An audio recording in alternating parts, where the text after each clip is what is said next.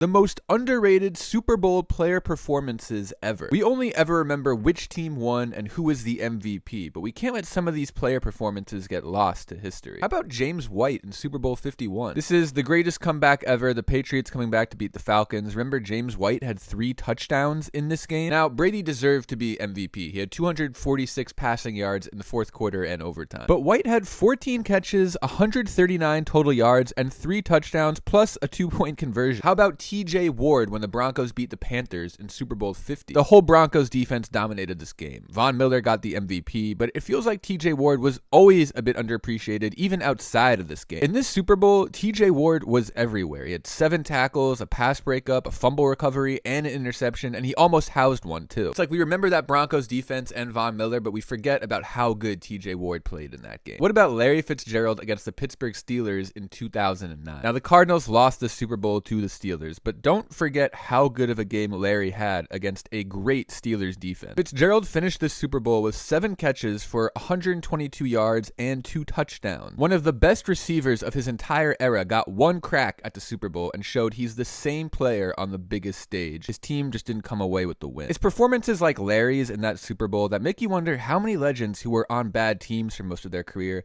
could have had so many more accolades had they been on Super Bowl caliber teams for most of their career. What are some of the other most underrated Super Bowl performances of all time?